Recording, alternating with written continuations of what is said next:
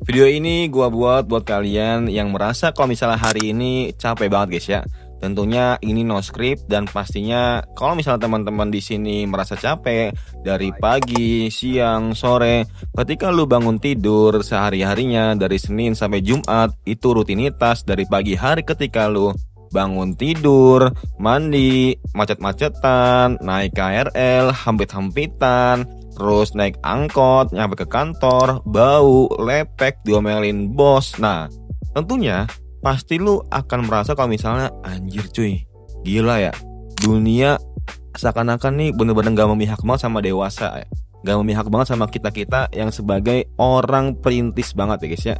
Dan pastinya lu pernah mikir kalau misalnya kira-kira ini tuh sampai kapan sih? Kira-kira gue tuh bakal kerja kayak gini sampai kapan sih?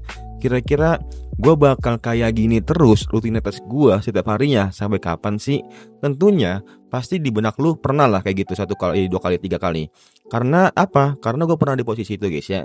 Nah pastinya buat teman-teman yang bingung untuk menemui solusinya, gue ada solusinya. Tapi disclaimer dulu, di sini gue nggak tahu bakal cocok sama lu atau enggak. Tapi intinya kalau misalnya lu mau keluar dari dunia korporat atau dunia perkantoran yang dimana mungkin lu masih digaji UMR atau enggak lebih atau enggak mungkin minus ya guys ya.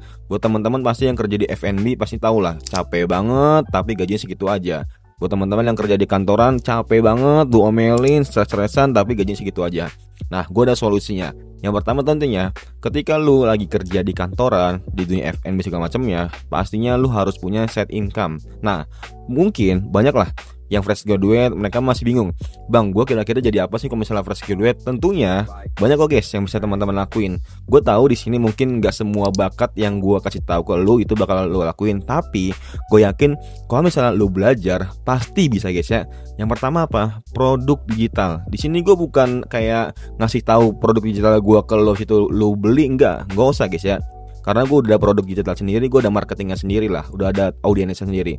Tapi gue di sini mau ngasih tahu kalau misalnya ketika lu lagi kerja kantoran, coba bangun kayak misalnya lu ya buat di Canva aja lah. Canva tuh udah gampang banget guys ya. Tapi lu bikin seakan-akan nih udah ada template, cuman lu kembangin lagi gitu. Lu perbesar lagi, lu lebih baikin lagi, lu lebih bagus lagi.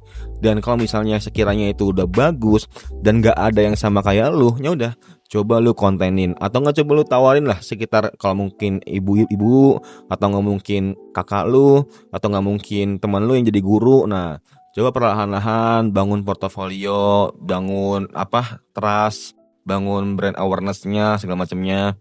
Dan pastinya kalau misalnya teman-teman udah bisa ngelakuin step by step, gue yakin kok teman-teman bisa ngelakuin hal itu juga. Yang kedua tentunya, coba kalau misalnya teman-teman gak mau produk digital nih, teman-teman gak usah konten dulu lah, tapi bangun bisnis. Nah, mau itu offline atau nggak online.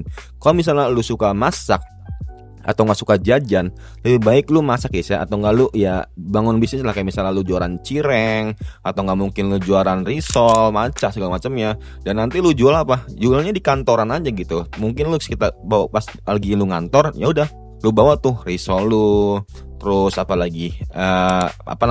cireng lu segala macamnya.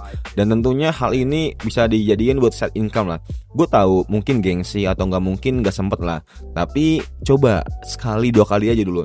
Kan nggak tahu, kalau misalnya kita nggak coba, kita nggak tahu kira-kira ini bakal berhasil atau enggak. Dan pastinya kalau misalnya berhasil, ya udah bagus. Kalau misalnya gagal atau diomelin bosnya, udah gitu. Mungkin lu bisa nyari step yang ketiga atau tahap yang ketiga. Nah tentunya yang kalau misalnya lu nggak berhasil buat produk digital, lu nggak berhasil dari jualan cireng atau nggak jualan offline lah, ya udah coba lu belajar sekiranya itu ngeklip. Nah, gue tahu di sini pasti teman-teman sehari 2 hari lah pernah namanya nonton orang lagi live streaming, mau itu di podcast, live streaming, atau nggak mungkin orang-orang yang di YouTube lah atau nggak di TikTok lah. Nah, tentunya ya udah kalau misalnya lu gabut, coba lu cari nih live streaming atau nggak podcast yang benar-benar daging banget atau yang benar-benar wah gila cuy ini kayaknya FYP banget nih. Nah, tentunya dari klip-klip itu nanti pastinya teman-teman bisa lah sekali, 2 kali, 3 kali. Emang butuh waktu yang panjang guys ya. Dan kalau misalnya teman-teman mungkin ya baru dapatnya kapan bang? Sekitar kurang lebih antara 3 sampai 6 bulan. Ini baru pecah telurnya. Pecah telurnya itu gimana bang? Mungkin kalau misalnya lu ngeklipnya bagus, habis itu lu cara ngeditnya bagus segala macamnya. Yang pertama kalau misalnya lu ada namanya kayak kerjasama gitu. atau enggak mungkin kayak pihak lu sebagai ngeklip sama influencer itu sendiri kerjasama. Ya lu sehari minimal 2-3 kali lah ngeklip dia lah. Nanti lu sebenarnya dikasih 10 juta atau enggak 15 juta gitu. Yang kedua pasti nanti lu ya bisa aja tuh, contohnya kayak Levi Brian yang di TikTok tuh, dia itu dulu ngeklip Bang Setiawan Ade, Bang Dean segala macamnya, tapi sekarang malah jadi BA dari Aura Store. Nah tentunya itu semuanya itu dari klip guys ya, dan itu pastinya nggak ada yang instan. Mereka semuanya butuh waktu, proses yang lama, proses yang panjang, dan juga penuh dengan inovasi dan juga kreatif dalam ngeklipnya juga. Nah mungkin menurut kalian gimana? Buat teman-teman yang merasa capek dan merasa capek jadi dewasa maupun kerja, coba dari sekarang udah mulai tuh cari-cari side income biar teman-teman tuh bisa lah ngebangun bisnis kalian, ngebangun finansial kalian lebih baik segala macamnya.